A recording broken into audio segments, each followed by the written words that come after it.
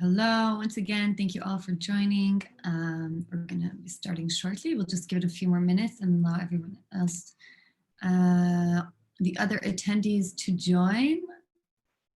Hello. As usual, if you have any questions, drop them in the Q&A section below and we'll get to them at the end of the discussion.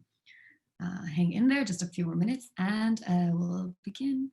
Welcome, welcome.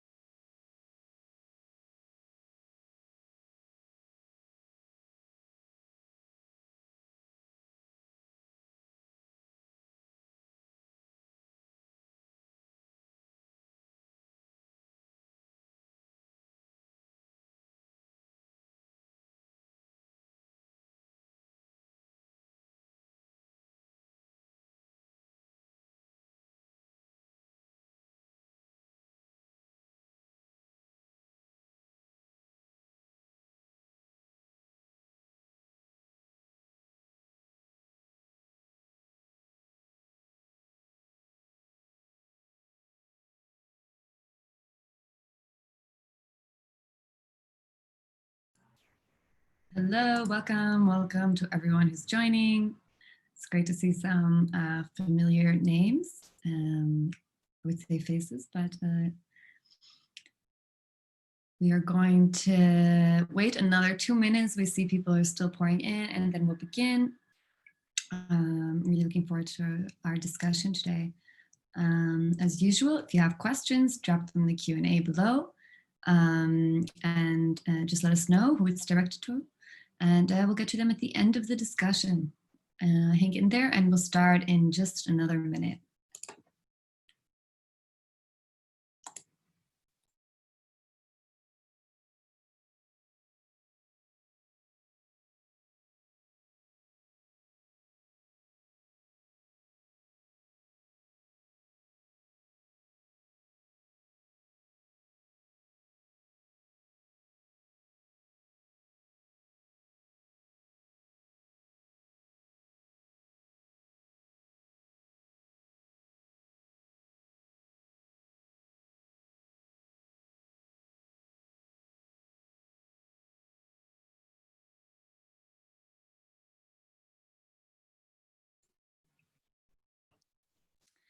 All right, well, thank you everyone for joining us today.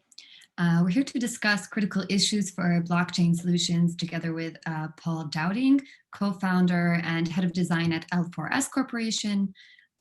which is a distributed ledger technology firm, as well as Carmi Bogo, VP of Business Development at Tel Aviv-based cybersecurity Hub Security, who is hosting this webinar today.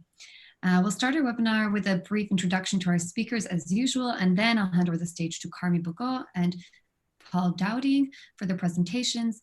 At the end, we'll hold a short Q&A to wrap everything up. So if you have questions throughout the discussion, you can feel free to drop them in the Q&A section below, and we will get to them at the end. I'm joined now by Paul Dowding. Thank you. Paul. Pleasure to be here. Can you hear me okay? Yeah, we can hear you great. Paul Dowding has 30 years of experience in product management, business operational strategy, financial reporting, and process re-engineering within large-scale organizations. Recently, he has been instrumental in designing a patent-pending holistic approach for distributed ledger technology for financial services and other industries.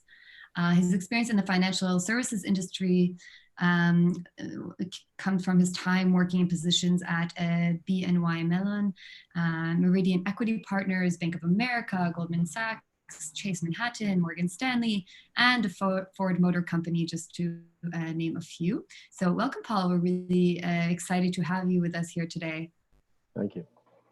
We're also joined here by Carmi Bogo. Hello, Carmi. Hi, how are you? I'm doing great. Carmi is the Vice President of Business Development at Hub Security. Carmi holds a Master's in Computer Science and a Bachelor's in Economics from the Hebrew University of Jerusalem.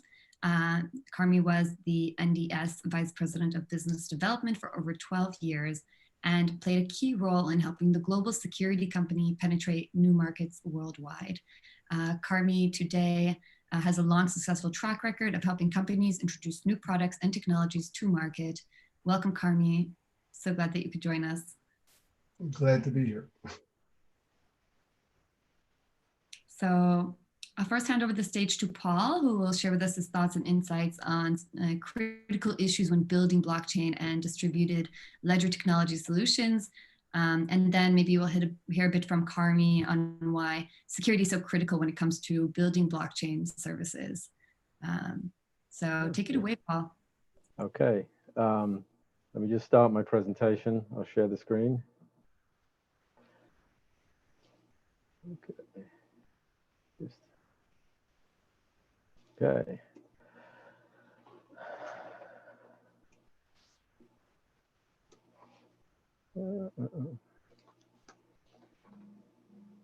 Just a second. The PowerPoint seems to be.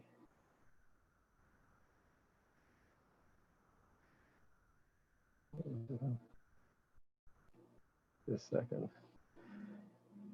This is the. All right.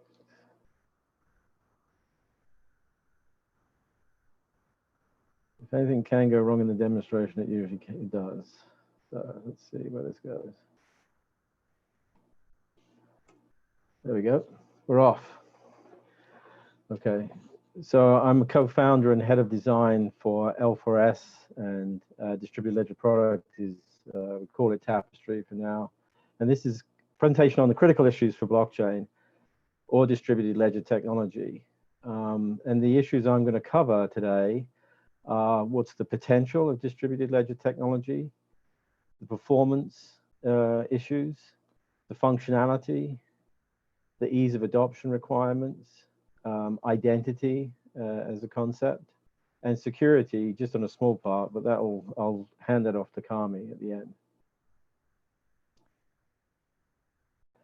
So when we're looking at the potential for distributed ledger, it really is aspirational. What the Internet Protocol achieved for communication, distributed ledger technology, will achieve for trading and commerce and all the transaction industries. What we're really looking for is a universal, consistent transaction protocol that can deliver, benefits of cost and risk within the regulatory frameworks. And as much as the internet opened the world to a whole new areas of products and services, a DLT transaction protocol could potentially do the same. However, when we consider potential versus reality, this is what you're often seeing in the headlines. You've got some use case with added blockchain, they're giving you a consensus algorithm, and it's coming soon, any day now. And this has been the headlines for a lot of years, and many of the implementations haven't got past the proof of concept phase or are implemented in very limited and specialized use cases. So why is that? Well, when we look at the performance, there's certain aspects to distributed ledgers or blockchain technology. Mining within the cryptocurrencies has a finite capacity, which means once that capacity is reached, you have a bottleneck and a delay. Most of the other solutions use consensus or voting, and that computation expands exponentially, because if you have an average number of votes per node, as the number of nodes goes up with the number of votes, those two increasing numbers multiply together for the number of votes that have to be counted expands exponentially. And I can answer this in more detail later if people want me to. It has an unsustainable, continuously expanded active memory. The Bitcoin model was to have a genesis block and then a continuous hash link of blocks of transactions from there on. The problem is each of the transactions, and they're really balance changes, are recorded in a block in its history. So you have to keep the entire ledger in an active memory, and that's ultimately unsustainable. Protocols like Ethereum are over 1 terabyte, and they're only getting bigger. And they're really not handling that great of volumes of transactions that would be in many of the industries that they want to support. And mining and consensus have arbitrary latency. It takes a little time, 10 minutes in Bitcoin, but minimally, it could be an hour if you're waiting for 6 blocks, but if there's a backlog, it could be longer. Voting can take a few minutes or a few hours, depending on where your transaction is. And that causes a problem. And the reason I say they only partially solve the double spend is because although they prevent an amount from being spent twice, of the two transactions, one or neither is selected arbitrarily, and they do exist for a period of time. You really want to stop the double spend at inception, not some retroactive period later. And most people are looking at this as fraud rather than errors, which are usually the cause of double spends. And if you want your second payment to go through rather than your first, you have no choice in the matter. So why is the performance a problem? Well, if you look at these consensus systems, you have two parties that initiate and agree a transaction, then you have a group vote and organize the blocks, and then ultimately the nodes have to validate and update their copies of the ledger. So this is just a simple schematic of the process. So if you look at the end-to-end, there's the latency. There's no way you can get a transaction through this process quickly. And again, it's arbitrary in terms of timing. If you're looking at the scalability of the capacity throughput, you've got a multi-step, multi-person process. And I challenge anyone to name what I would call a high-frequency committee. There's no way you can vote on several thousand transactions, count the votes, and agree on the votes in anything but a longer period of time. And usually the records of higher transaction volumes are usually in ideal situations with the computations turned down. As far as scalability, I mentioned the expanding memory problem, which is ultimately unsustainable, and also the exponential increase of voting. So these are the reasons why performance is a problem for many of the current blockchains. You don't have to believe me. If you read their white papers, they actually admit it. Here is digital assets before it sort of withdrew, or it's been put in the back burner for ASX in Australia. Consensus algorithms remain an ongoing area of research and impact both throughput capacity and scalability. R3, the famous financial services protocol, we make a variety of choices and trade-offs. Scalability is a key outstanding question for Ethereum in capital markets, and Hyperledger has the question as well, in terms of its own performance. So these are their white papers from 2 to 4 years ago, and they admit the problem that they're still struggling with. As far as functionality, what's lacking? Well, they don't have a transacting period because there's a continuous link of blockchains. You may have an end of day in terms of calendar, but really the blockchain is just a continuous record. So there's no way of archiving it, and there's no way of doing a future dated transaction because you're only acting in the moment. And the idea of payables and receivables, which is key for financing, is just not present.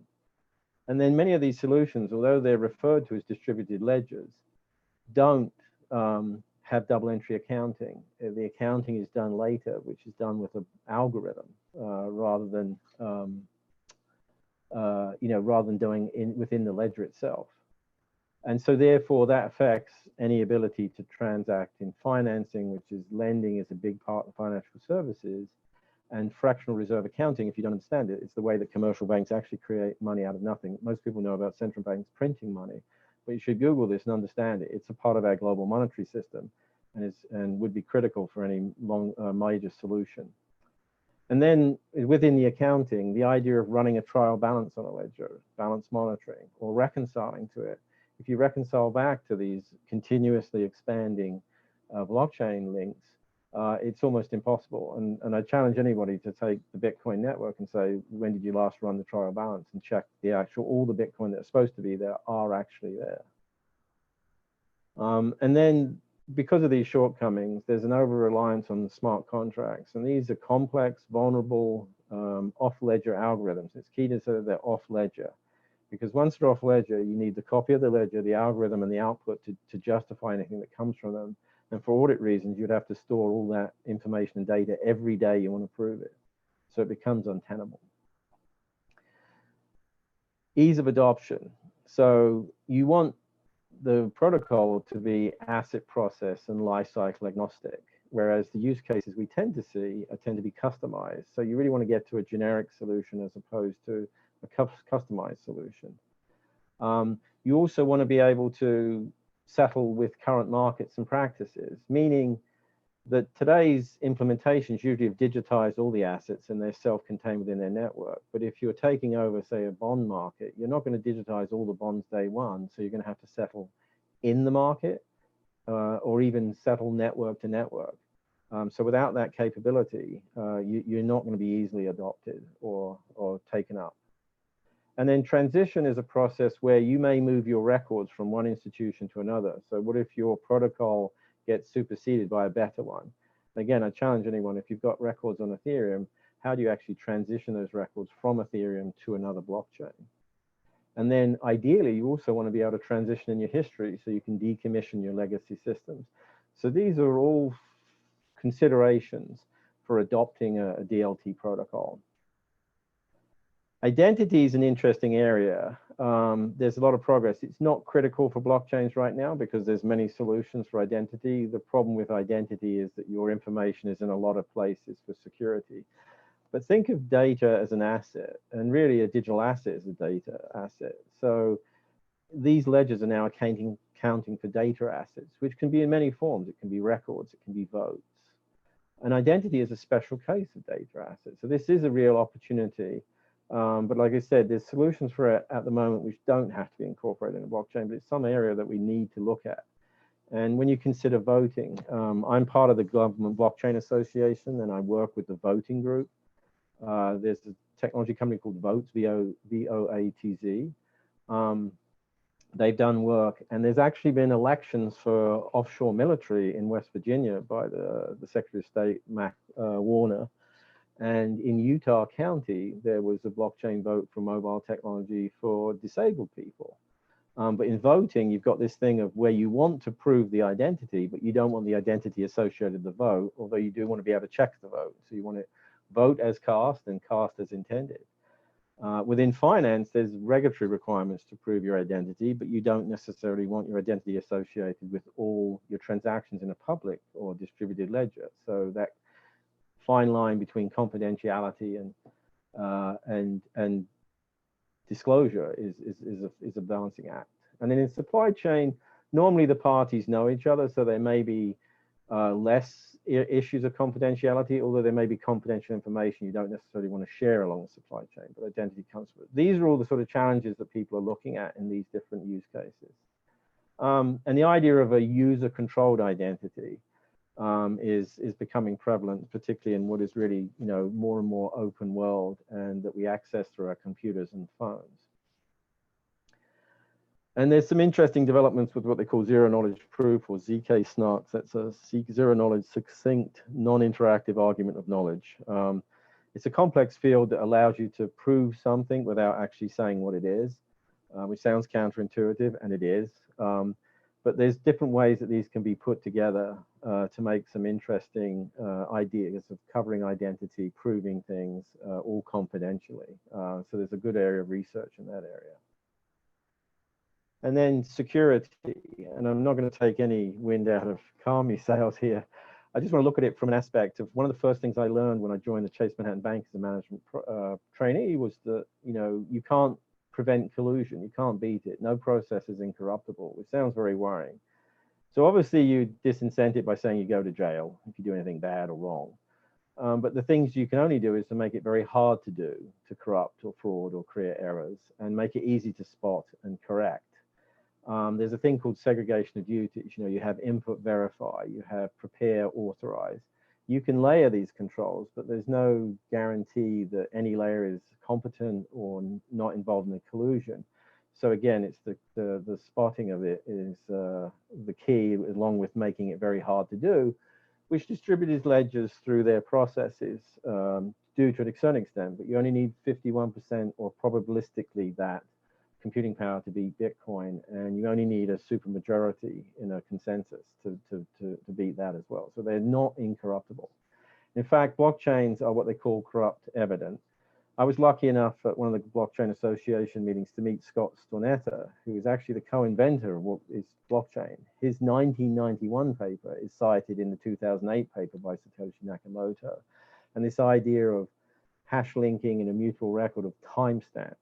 And what it is it's an append-only database. So how do you update a database so that it can't go, someone can't go back in time and change the updates? Well, they can, but the hash link acts as a sophisticated mathematical checksum and proves that it's been changed. So it's corrupt evident, but not incorruptible. Most assets are controlled by fiduciaries, and people forget this. You have your money invested by fund managers. You have your money with banks and brokers. They're not going away. You can't move currency without a banking license. You can't issue trade or finance securities without brokers. However, the people that are the banks and brokers may be different companies. You know, if you'd have asked, you know, the internet, you know, the telephone companies 20 years ago, that their main competition would be that nascent online DVD delivery service and the nascent online bookseller, you wouldn't believe it. But because connectivity became a commodity and content became king, Amazon and Netflix became the competitions, and it's why the telephone companies all got in bed with cable companies. So the future banks and brokers could be telephone companies, could be technology companies, could be retail companies. Third-party roles. So a lot of these solutions have notaries, oracles, order services. That's, if I was a hacker, that's where I'd attack. And also they create legal issues because either they and the network have to indemnify everybody to say if they make a mistake, it's my fault and I'll pay for it. Or everybody has to have powers of attorney or liability with each other. And so the interconnectedness of these networks makes it crazy, you know.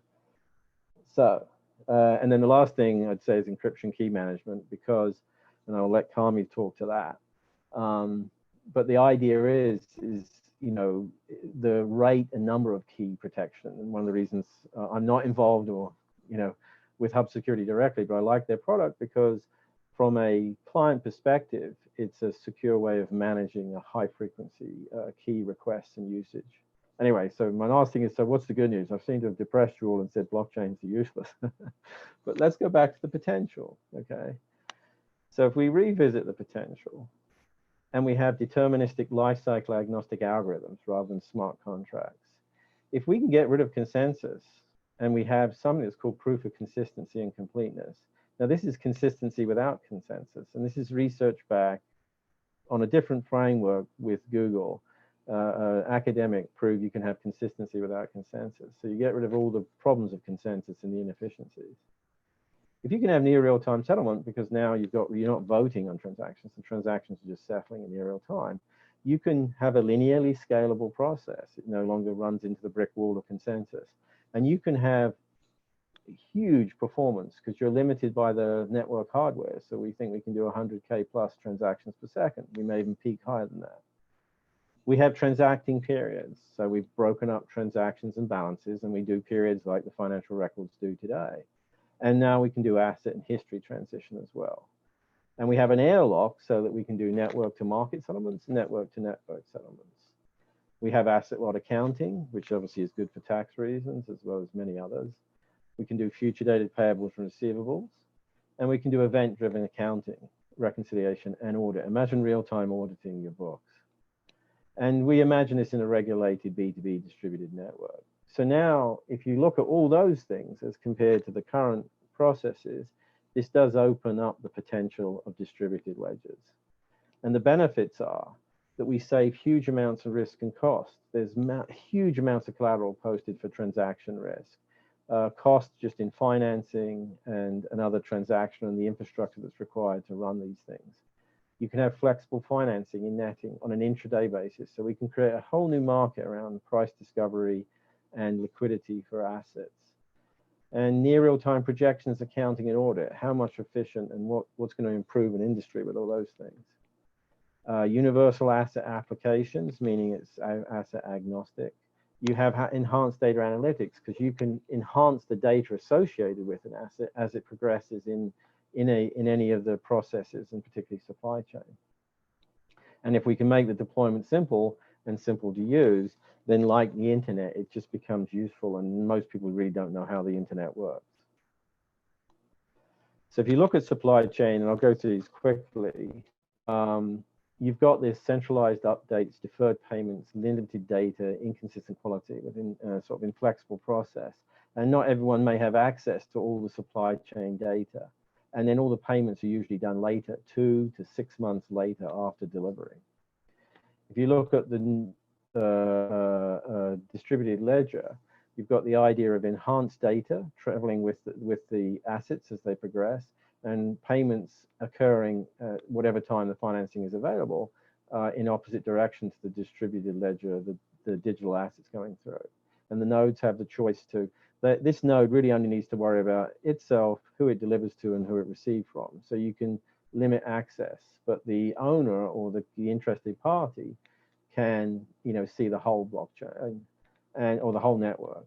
And if this is particularly sensitive or external data, then if they're still using the same format, they can provide aggregate data to interested parties on a permission basis.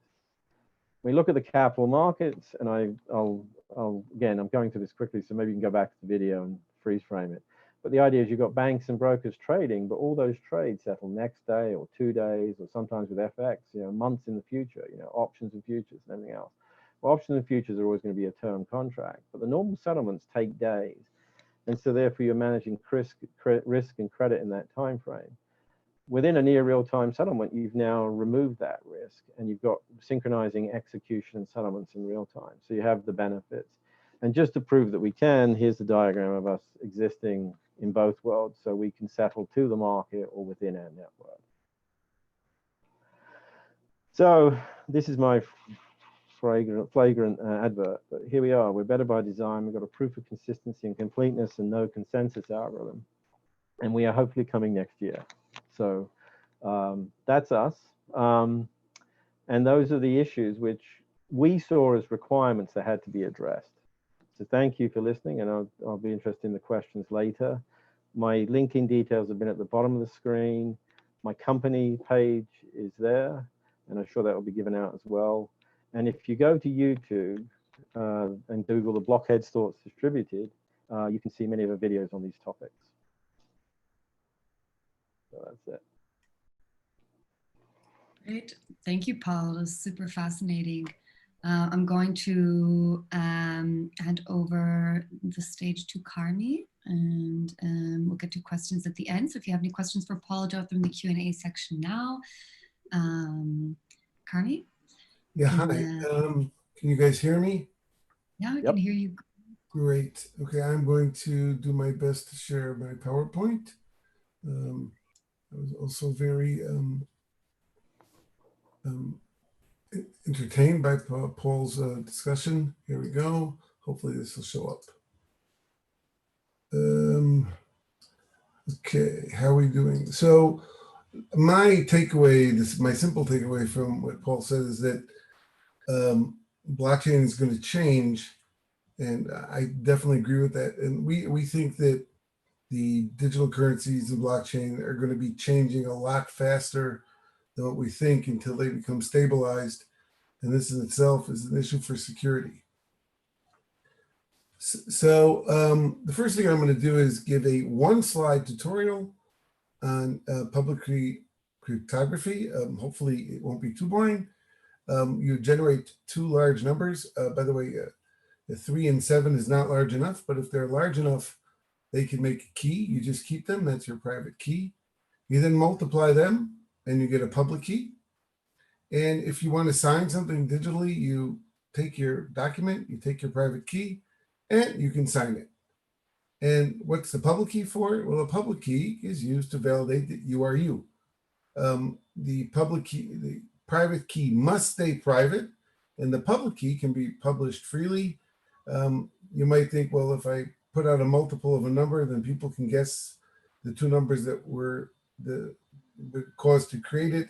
And the answer is you can't guess it today. The note on the bottom about quantum computers might become interesting. We might have time to talk about later on, but right now, this is very secure. The key element is that anybody with your private key is you. Especially with digital currencies and no buildings and no banks. The minute somebody gets your private key, they can be you in the network. Everything you own, they own. And so your private key must be kept private. There is a solution for keeping private keys private. It's in something called hardware secure modules. These are computers. They're designed to keep private keys secret. And they're called HSMs. And by the way, Hub Security makes them. So, you know, this has been going on for years. Somebody wants something to happen, to be signed. They send a message to the HSM, please sign this. And the HSM says, no problem. It signs it. And as you see from this diagram, the key stays secure. But blockchain is not so cool. It's always changing. And because it's changing, the safes or the HSMs cannot adapt to deal with it. So if you need something executed for you on the blockchain, you say, please execute this. And most HSMs say, I don't know how to do that because the change is too fast for me. I haven't kept up with it. And so most of the systems today that deal with blockchain do the following step. They say, okay, I'm software running blockchain, give me the key. And the HSM says, well, if you own the key, you can get it and you take it. And that's a bad idea. This is happening all the time. The key is leaving the safe, it's outside. And you might say, oh, well, yeah, but it's on some secure computer in the cloud. That's good enough. And the answer is no, it's not good enough. The minute the key leaves the safe, all that has to be done is stolen once and the security goes away. So the question here is, how do you build a safe that is both secure but flexible? That is the hard part. And the answer is you can build one. Us guys at Hub Security have managed to build one. We've actually built two. One is on the left side of the, which is a traditional HSM that goes in a traditional location, but it doesn't have traditional functionality. And the other is a little HSM that you carry around in your hand, and we'll get to that later. So when you're flexible enough to support blockchain operations, then the big difference is that you get told, please execute this for me. And you say, sure, no problem. And that might not seem like a big difference, but it's a huge difference. Because with our HSMs, with all blockchain operations, the private keys stay private. And this keeps the security of the entire system very, very high. Just another background is secure computer systems are graded by their level of security. There's a standard called FIPS, which is used to grade security. They have levels that go from lowest at 1 to highest at 4. And the good thing is that our system hardware meets the requirement of level 4, which is about as secure as it can get. The next question, and now we're going to go over to that little mini HSM, is, well, who is doing that request? Who is asking for what to happen? Who's authorized? What can they do? When can they do it? And does their request require additional approval? These are all things that actually are required as part of blockchain. and all digital currency operations and transactions need approval and authorization. As they was voted, they need voting. M out of N people need to vote and things like that. And so the question is, how do you validate that the person that is approving is actually the person that's approving and not some hacker? And so the way we do that is we add these same secure computer systems or platforms to the system. And the advantage is that the client cannot be hacked. If you're voting from your phone can be hacked. If you're voting from a computer, the computer can be hacked. If you're voting from a mini HSM, it's very, very hard to hack that. It can't be emulated, so nobody can act on your behalf. You can have what we call multi-client authorization, which is you need a bunch of different approvers to approve a process, and the execution of the rules, the execution of what has to happen for something to be approved actually happens inside the HSM, and what you see on the display of the mini HSM is what you approve. All these make things much harder to hack and much easier to use. This is a little screen that actually is a live screen from our user interface, and it shows that we can support multiple roles and multiple policies and all the different types of approvals required for blockchain operations today. This next slide is our feature slide. I am not going to talk about it. It takes a long time to talk about it. If we remember at the beginning of the discussion, I said that if you have N, you can't guess P times Q. You can't get the private key from the public key. And then there was a little note on the bottom that says not true for quantum computers. And so today, many of the HSMs being sold cannot upgrade themselves to protect against quantum computers. And you might say, well, quantum computers aren't here today. They'll be here in a long time. Most people think they'll be here in about five years. And by the time they get here, you'll have to switch out a lot of your infrastructure. Our HSMs are actually post-quantum ready, and they can defend themselves and change the algorithms for key exchange to defend against attacks by quantum computers. How that happens is too complicated for this webinar, but it is a very interesting topic that I'd be happy to talk about. These are all the companies that we work with and stuff like that. Again, I'm not going to spend time talking about them now, but we've been evaluated. And if you need more information, this is my information. I'm going to go over to Sterny now for Q&A. Great. Thank you both, Paul and Carmi. Yeah, these were all super fascinating topics, and I'm really glad that we got time to cover them today here. And especially Paul for bringing your insight and your critique. I think some of us really appreciate when you can play this position of devil's advocate and highlight some of the flaws in the process of building a blockchain applications. So thank you for taking the time to flesh them out for us today. You're muted. Yeah, no, am I? I just unmuted myself. There we go. Can you hear me? Uh-huh. Yeah, good.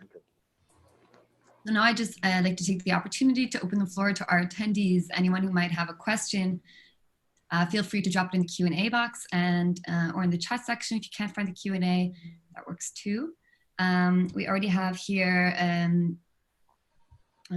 question or two. So I'm just interested maybe just to ask Paul, where is L4S standing currently in terms of its development for market? All right.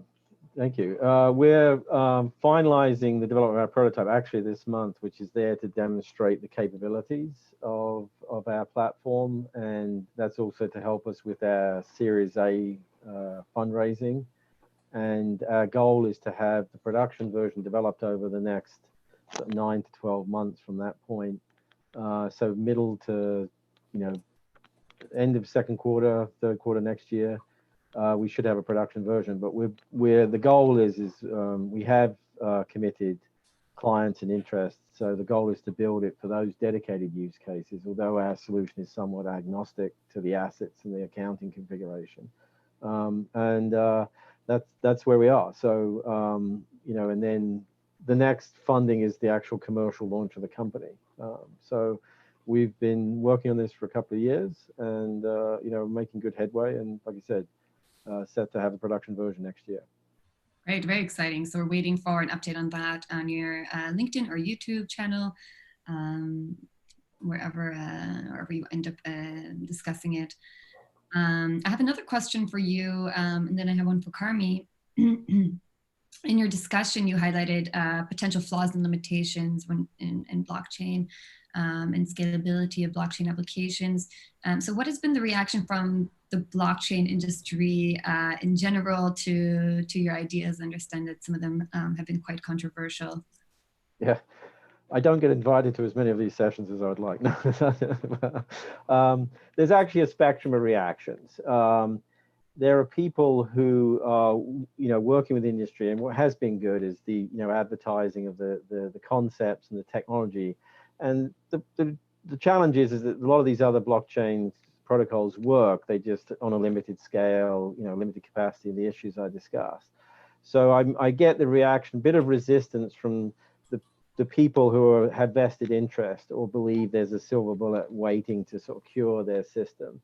The more pragmatic and I don't want to say honest, implying that the others are dishonest, but the people who are more forthright tend to come up to me and sort of say, those are exactly the problems we're having, so they understand the issues. The other thing that I usually get is that the people who are the slower adopters are actually happy to hear, because it's like, oh, so we didn't miss the boat yet. The one that's in the harbor is sinking and you've got a new boat and it might actually work. So, there's a spectrum of reactions, but there is, I joke, that I can be accused of, spreading, as they call it, FUD, which is fear, uncertainty and doubt. And I'm usually sort of saying, no, you're just suffering from DUF, which is a denial of the underlying fundamentals.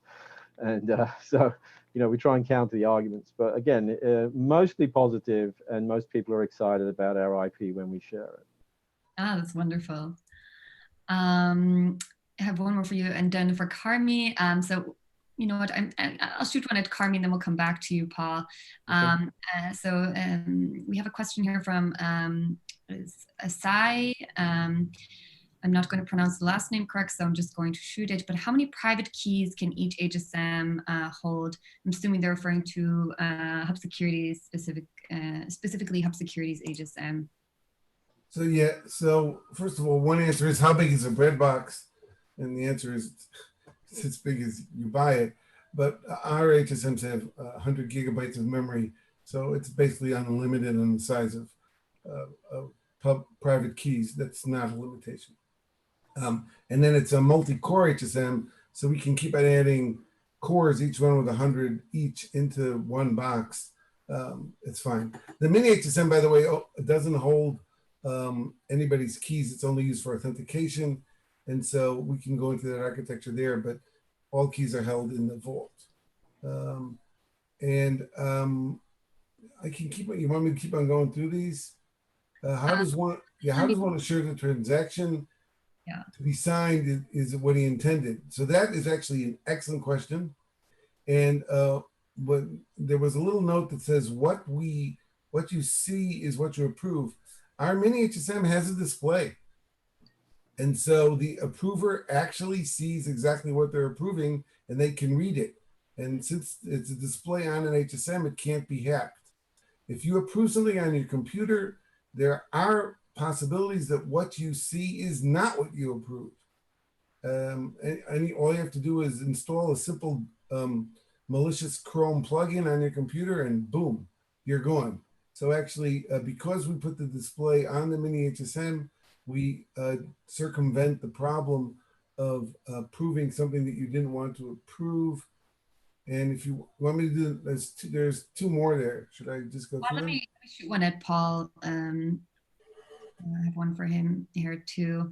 What are some of the security challenges for blockchains, application, and voting? I mean, you touched on this really briefly in regards to, I think it was overseas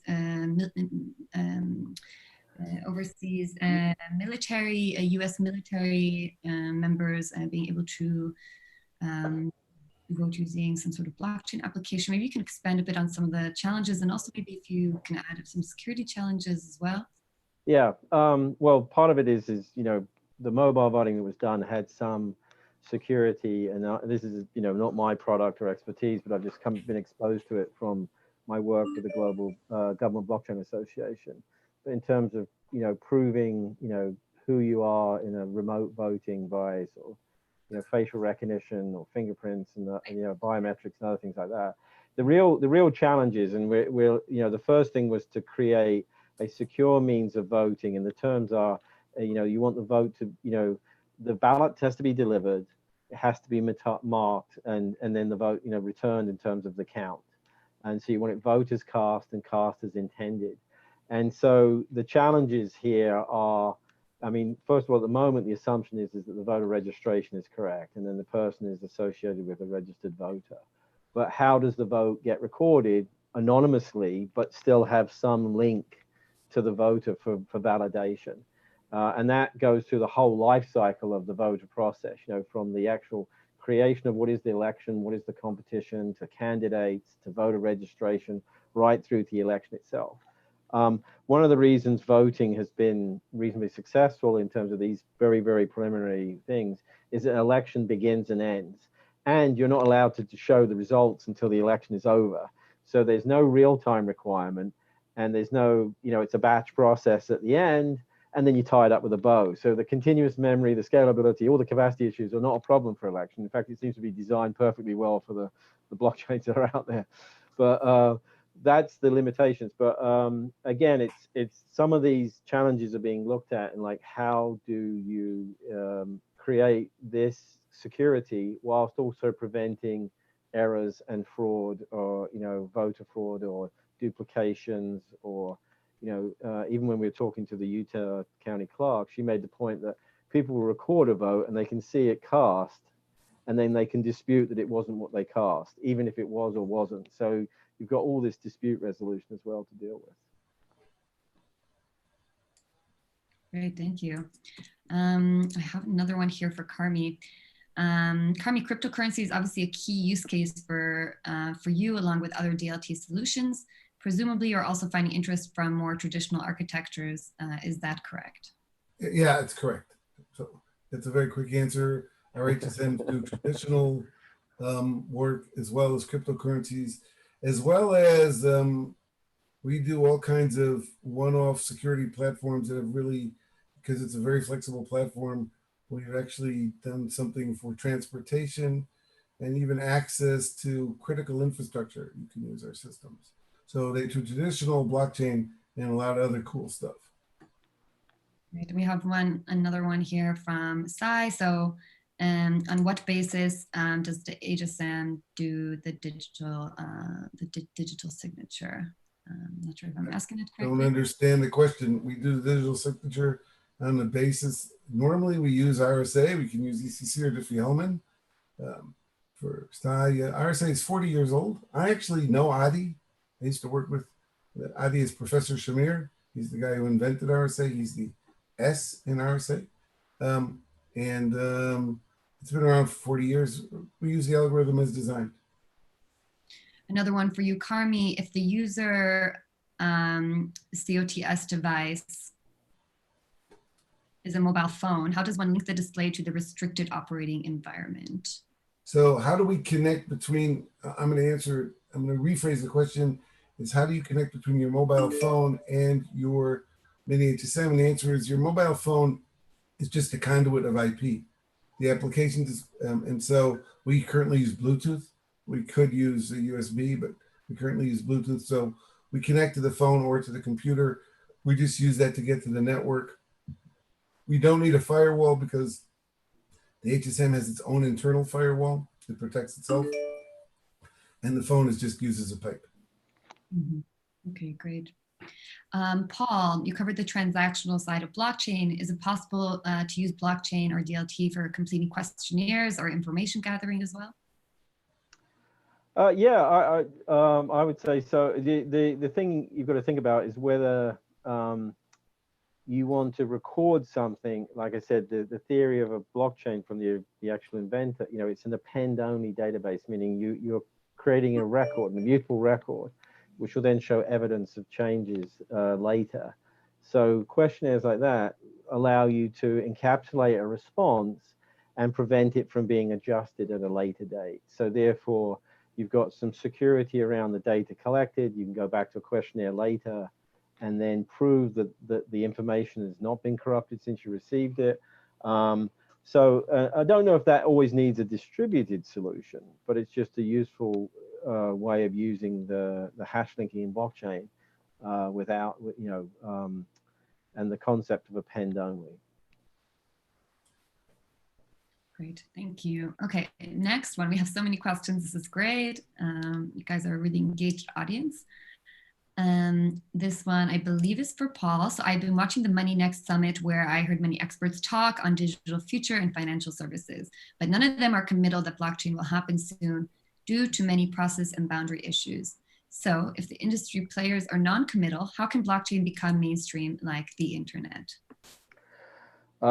Interesting, and I've seen this as well, that there's, when you ask me about the reactions, there's a lot of naysayers. In fact, I did a recent video on my YouTube channel where I say, is blockchain a solution looking for a problem, which is often the sort of lowball criticism that people give. I think the reason you're seeing the pushback is for the reasons I outlined. The current solutions, they can do a limited ledger update, but they can't scale. They don't have the capacity throughput, the high latency, and also they forgot the accounting, as well as this functionality issue. So there's huge holes in what's out there. So when people say they're non-committal to blockchain, they're really saying non-committal to what's out there, because it doesn't sort of, do the job that they want it to. But again, one of the things, and I can give away part of our IP for free, is a blockchain is a one-dimensional structure, which is probably the least efficient for high capacity and low latency. So that's one of the things we overcame in our design, and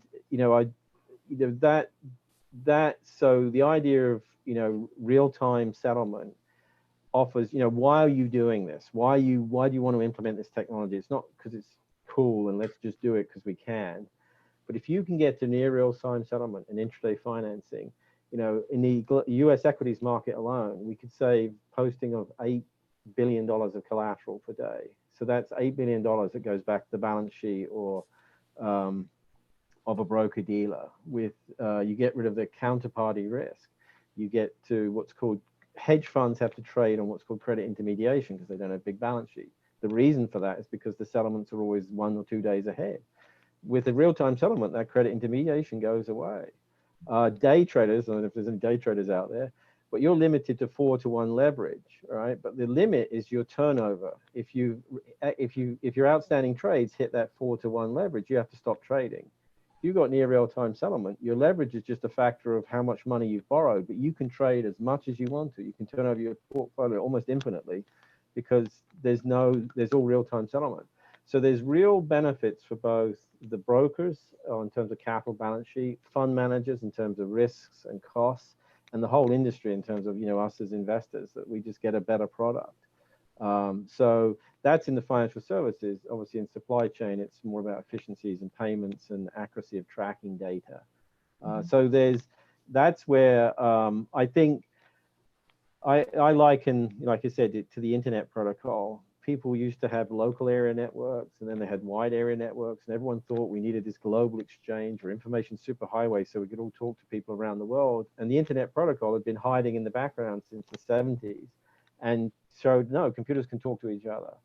So if we can do that, transactions within networks, without central clearinghouses, without the big infrastructure, there's going to be a lot of buyers. Definitely.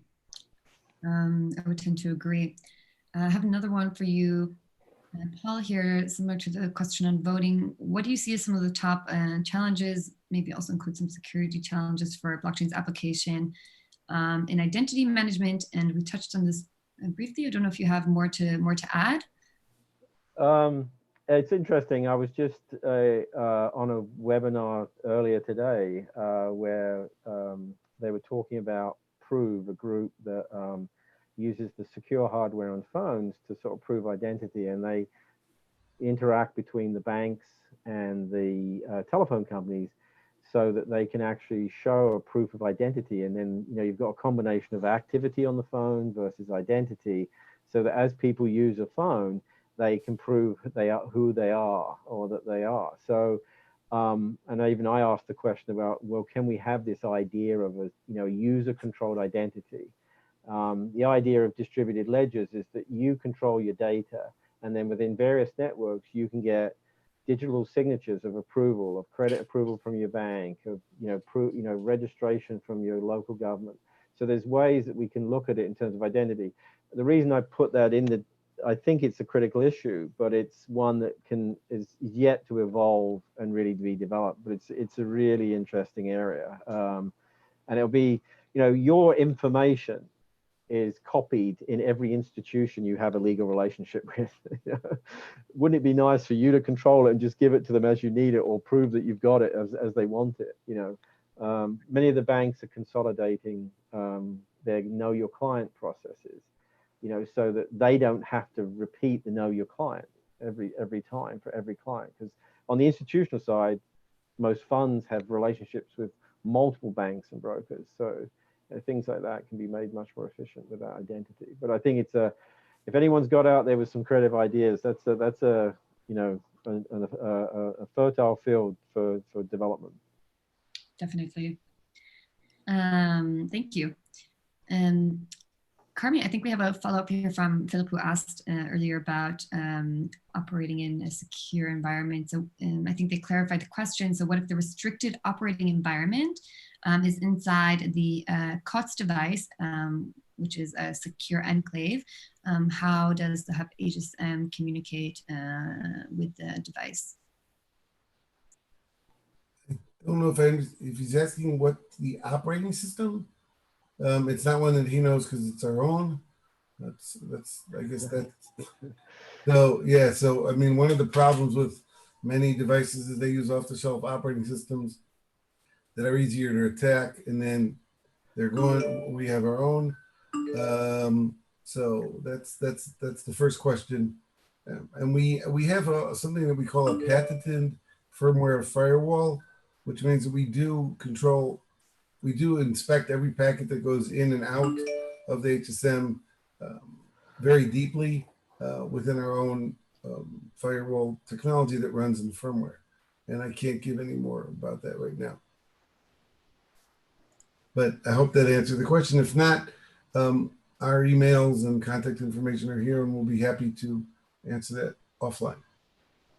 Great. Thank you, Carmi. We've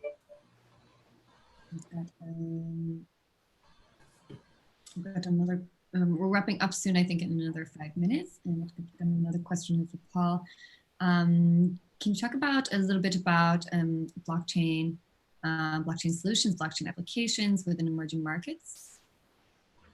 Yeah, that's an interesting area. There's discussions about, digital currencies and markets and everything else, but if these solutions, and we believe if these distributed ledgers are deployed within hosted nodes, it could be very similar to what mobile technology did for emerging markets, where countries who didn't have miles and miles of copper wire weren't connected, but suddenly a few cell phone towers and mobile phones and the whole country is connected. So many of these countries try and replicate the infrastructure of markets or supply chains which are known in the developed world, but recreating that infrastructure can be very expensive, and it's sophisticated business in terms of oversight and compliance and review, whereas these distributed ledgers could be dropped in as a sort of working platform from day one, and could if you can digitally issue, trade, and finance securities, and you're not having to worry about a legacy market infrastructure, you could be off to the races. Further to the question on banks, when there's the other thing people have got to consider, and I mentioned this before, is there is a resistance and I think one of the responses to the questions, to participation, because the banks are sitting on everyone's money and earning interest for doing nothing. Right. But the thing is that the banks of the futures aren't necessarily going to be the bankers of today. You know, Walmart has a limited banking license because it does transactions.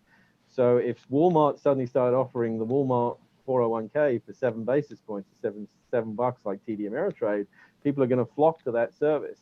So the banks have to wake up. They have to find a different way to generate revenues. But like I said, my example of, you know, communication telco companies dealing with content rather than connectivity, and they had to change their business model. Well, I don't think transactions, they're going to be facilitated at near zero cost. So where do you generate revenue? You generate on advisory business. You generate it on, you know, access to product and product as opposed to the transaction beneath it, linking them. So, but that's where, again, in emerging markets, the possibility of just dropping that in a, you know, ready to go mode, that seems pretty exciting. Great, thank you. So I think we have one more question here, and it's just a follow up, I think, to Ramakrishna's question, which was about the taste for adoption of blockchain applications within the banking industry. And it goes as follows: is it also because it takes out some? Is the desire for adopting blockchain applications low also because it takes out some processes from the banks and their profits, as there is no added value in having them adopt these technologies? Most of it is going to take out the central clearance structure, infrastructure, which admittedly people charge a transaction fee for. But the downstream, you know, reporting of custody, tax accounting, you know, and administration of funds is still, you know, exists. So the, you know, and got to remember, the other thing is once you get to near real-time settlement and intraday financing, that throws up a whole new world of transacting possibilities. And, you know, people have talked about fractional ownership of art or bond, you know, like, what if you could have, you know, you could make $100 401k commercially viable in an emerging market? You know, people make the difference between North Korea and South Korea. Well, after the Korean War, South Korea's, I think, average, you know, salary was like $1 a day, and yet it's a modern developed economy today. And that's where, you know, some of these, if you just sort of say cut and paste blockchain into current world and what does it do, you're sort of missing the point. It's like sort of saying, what did the internet do apart from allow us to, you know, send emails across the internet? No one could imagine social media. No one could imagine, you know, all that world, you know, which is actually the reason hub security exists probably more than anything. You know, I'm just saying, there's a whole new world of opportunity in this, and you know, we can't even imagine what it's going to be like. You know, I try to, but it's I just want to get it started. Then I'll start thinking about phase 2.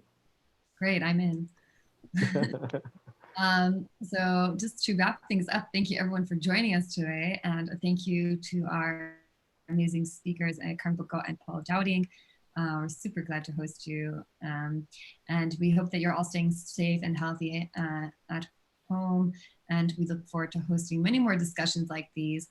To learn more about L4S Corporation, you can find them on LinkedIn, or you can follow Paul, subscribe to his YouTube channel, which is The Blockheads Thoughts Distributed. I've shared the link below in the chat, so you can go ahead and follow up with L4S's development and Paul's emerging thoughts.